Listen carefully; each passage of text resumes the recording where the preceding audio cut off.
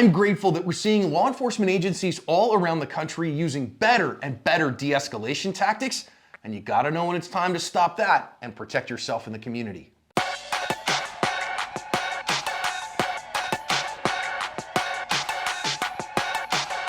Hi everyone, welcome to today's badge cam lesson here at Active Self Protection. I'm your host, John Correa. And I'm your co-host, Mike Williver. Today's video comes to us from Burbank, California. Today's video is brought to us by Mantis. The Mantis family of products is integral to ASP staff building handgun and carbine skills and are your most economical and fastest path to improvement in your skills too. Whether you choose the X10, the Laser Academy, the Blackbeard, or use them all in concert, they will help your practice be more effective, efficient, and fun. Go check them out, pick up a unit, and thank them for sponsoring today's video. Guy has called 911 and told 911 operators he's gonna go into this Home Depot and start killing people because they apparently know where his daughter, who has been kidnapped and is being held hostage, is, and so he's had this long phone conversation. So that milkshake is gonna bring all the boys to the yard and they are gonna show up and start negotiating with this guy. We have audio from several badge cams. Let's listen into it, hear what happens. Stay in the car, stay in the car. Stay in the car. Okay, face away from me. Face away from me. Bro, don't do it. Face away from me. Face away from me now. Face away from me. Face away from me. Okay, face away from me. I'm here to talk to you, buddy. I'm here to talk to you. Got one at gunpoint. Hey, face away from me. Face away from me. Face away from me. Hey, don't reach, buddy. Close your hands, man. We're here to help you. Yeah, I'm here to help you, okay? Okay, I want to help you, but I can't help you like this. So this is what I need to do. I need to see your hands. Put your hands up for me. Is anybody in the van? Okay, put your hands up for me where I can see them. I'm gonna help you. I promise you I'm gonna help you. Just put your hands up for me. Put your hands up for me. Just put your hands up for me.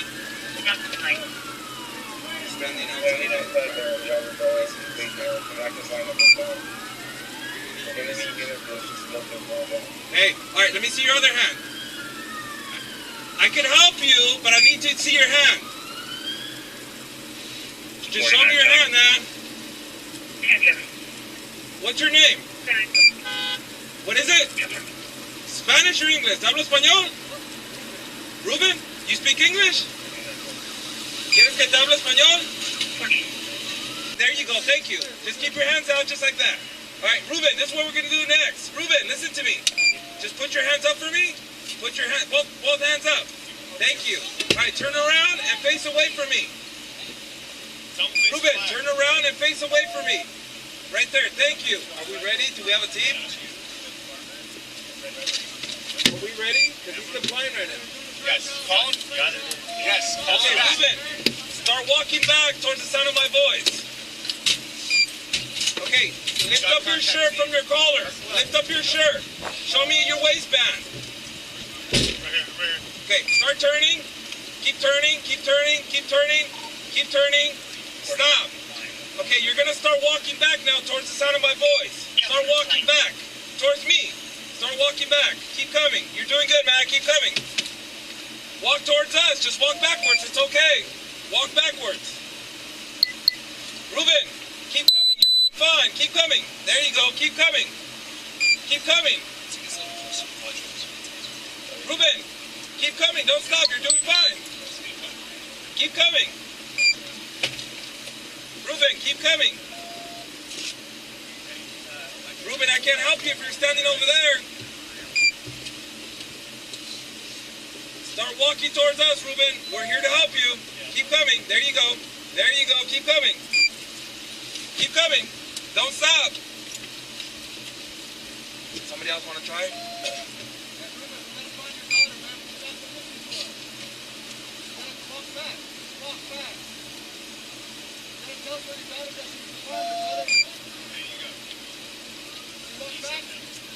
No, walk backwards. Backwards. You're not supporting him, dude.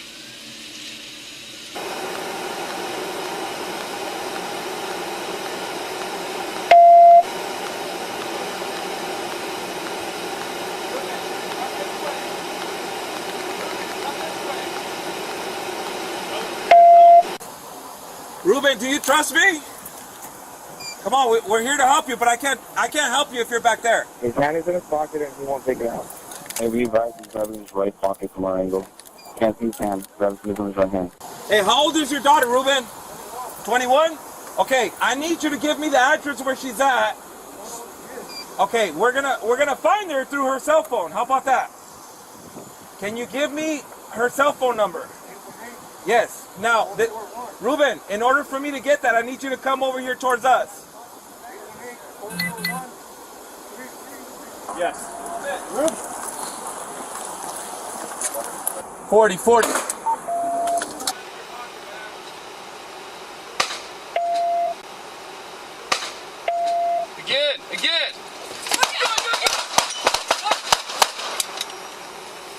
40. Shot fired. Ruben, I need you to calm down. Just bring your hand back out. Bring your hand back out. Get out of the way. Ruben, let me see your hand. Ruben, I can't help you if you have your hand in your pocket, man. Get. See it one more time from the surveillance footage. He points what you think is a gun at the cops. They do shoot him. It did prove to be fatal. Turns out he had pulled a knife. Well, this guy was he was on probation, felony probation at this time, prohibited possessor, ended up being a knife in his hand. Those shots did prove to be fatal.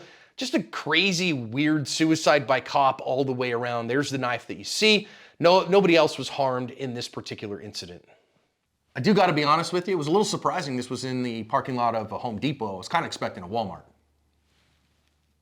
Man, I think there's a whole lot to talk about at the beginning of this one, Mike, that clearly we have a guy who knows the system. He's a guy on felony parole right now, so he knows what's going on. And this is kind of a stereotypical, almost like an extended suicide by cop. And you know, when we say the bad guy gets the vote, you know, the perp gets a definitive vote, this is exactly it. And this feels to me, Mike, like this guy is just trying to screw up his courage to do the thing he needs to do to get these cops to kill him. That's my analysis as well, John. That's almost certainly what happened here. And I know there's a lot of taxpayers watching videos like this, and this video in particular, who were mad that the police spent that much of their time and resources and energy dealing with this guy, not just doing whatever it is they thought the police should do. Look at it this way. If this were just some random citizen who was found in this parking lot bleeding and still alive, how much time would the police and EMS spend trying to save his life? And the answer is a lot of time. They would spend as much time as they needed to save this person who was injured for whatever reason. The officers, every officer here knows, they have no illusions. They know that this is very likely going to end up with this guy being shot, maybe more than once. So yeah, they're going to do everything they can to avoid that outcome, whatever they can. So I think, John, you may have talked about this, they did a fantastic job of communicating, trying to de-escalate, trying to just get some sort of connection with this young man in order to hopefully talk him down or whatever. But I think at the end of the day, you're right. He knew what he wanted to do. He just didn't have the courage to do it until he did. And it just took him however long it took him to work up the gumption to get out there and do what he did to make these officers have to fire. Well, and of course the officers show up because this guy is threatening to go inside that Home Depot and start shooting the place up, and he said he has a gun. Now, come to find out he didn't, all right? But when he says, I have a gun, I'm gonna use it, and he sticks his hand in his pocket like he is right now, you gotta believe him. You can't go, well, do you really, or any of those things. No, you have to believe him for your own safety, as well as for the safety of the community. And so I really think that obviously he did this to himself. Now, I will say, I love that the officer who took over communication kept that communication, and they communicated to themselves, but they had really one person who was primarily in charge of communicating with the perp. And that's a really good technique. Give one person that ability, but if they're not having success, if they're trying and it's amping the guy up or he's not wanting to talk to them, then hand it off and do that job. And always make sure that you are looking where I want to talk about how's he thinking, how's he feeling, how's he behaving. So we have here clearly, I think, I think that he is a clear thinking person. I think he's acting like he's crazy, but he's not. He's low emotion. He's not going freaking out on them. He's not all screaming, and he's non-compliant. And that clear thinking, low emotion, non-compliant person is the most dangerous person there. And so you've got to keep thinking about that to see what is my right thing to be doing right now. And I think these officers really did a good job walking through that for an extended period of time here. Yeah, I concur. I think you covered about all there is to say about that. That's spot on. I was going to say some of those things. But as usual, John beat me to it.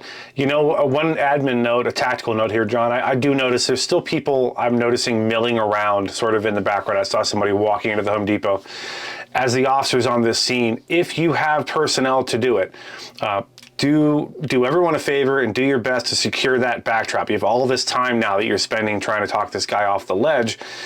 See if you can get somebody over there to keep people from walking through your backdrop, from driving, and block off that part of the parking lot, or whatever you can do, because this you know, there's at least a 50-50 chance this is going to end with gunfire. And despite all our best attempts to be good marksmen, sometimes the police miss, as we've seen. So do what you can to get people out of that background so that they're not at risk of being shot in the event this goes south, which it did end up doing. Well, and of course, if you're the private citizen that you see here, hey, look, we've got a conga line of cops here dealing with some guy. Well, maybe we ought to get out of here. Let's go to Lowe's, or, you know, let's go to the Home Depot across town. Let's pay attention a little bit here rather than meander through and go, all those cops have guns out. That's kind of weird. Anyways, I wonder if the hot dog vendor outside is selling hot dogs today. You know, this. John, I'd rather go to Harbor Freight, quite frankly. That's how bad the situation is. Yeah, exactly right. So, you know, I think that we have to pay attention as well and go, wait a minute, what are we doing? Now, obviously, I think you can see to the left here, that's one of those police camera things there. So this Home Depot is not exactly in the nicest area of town because they're, you know, monitoring it for all that stuff. Now, an interesting thing I do want us to pay attention to here, you see right now the officer comes over and he's got the beanbag, right? He's got the rubber rounds, the 40 mic, pops him with it right there. And I do want to say, you notice when he whacks him with it, that gets a guy that goes, okay, now it's time for me to do something. So just recognize, and sometimes you got to do it, but recognize when you decide to push the action, you've compressed your discretionary time. Officers recognize if you use, whether it's a taser, a beanbag shotgun, a 40 mic, when any of those, when you decide to do that, if it doesn't work, it's going to escalate the conflict. We see it again and again.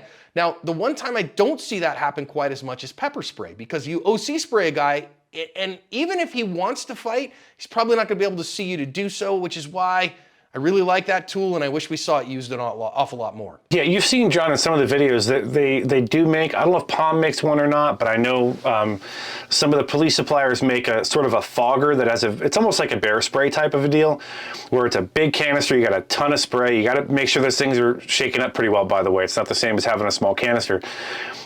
Big spray with a big, powerful fog that comes out that can reach out and touch someone at a distance, and we've seen how effective that is. That might have been an option here. I'm not criticizing these officers at all, but I'm saying if you find yourself in a position like this, where you're outdoors, where there's open air, where the wind's at your back, and you think, hey, I want to make this guy less harmful. I want to make him, you know, not as dangerous as he is right now. What better way than making it so he cannot open his eyes, and he's so focused on the pain in his face and his mucous membranes and the giant arcing ropes of snot coming out of his nose that he can't possibly be as much of a threat as he is right now. So think about that as a possibility, as an option. Is it messy? Do you have the risk of blowback? Yeah, all those things are true, but if it can prevent you from having to shoot somebody, well, it's worth a shot. Now, speaking of shooting somebody, of course, is this justified conduct? I think the answer to that is yes. This guy has said he has a gun, said he's willing to use it. They have reason to believe that he is, and so then he pulls that thing out of his pocket. Certainly looks like a gun, even though it's a knife. He makes motions with it like it's a gun. I think a reasonable person would believe it's a gun and shoot. So I don't have any problems from a legal justification standpoint here. I think it's justified conduct what these officers did because we asked them to make reasonable decisions, not perfect ones. I also want to interestingly see this officer here on the right is utilizing his windowsill as a rest. And I think that whether you're using the hood of the car, you know, the door specifically, and especially if that door has armor in it, which some of them do. I'm not sure if Burbank PD has armored doors on their cars, but some do. I think that's pretty good tactics. And I think that, you know, hey, utilizing what you have available to you is smart. Make sure it's not the first time you've ever done that, right? You want to start working on some of that stuff in training if you can, those odd shooting positions. Now then, finally, that one last time. I mean, golly, what a mess here of the public and trying to figure out how to help this guy and to get him into custody without ending up shooting him. And boy, these officers tried. But they, on the other hand, have to respond to what is going on in front of them, protect themselves and the entire community. It's unfortunate that this guy died. But again, I think that he was trying to screw up his courage in order to do this thing and force them to shoot him. The fact that he succeeded means that, listen, that's all on him. These officers at the end of the day protected their community and covered their asp.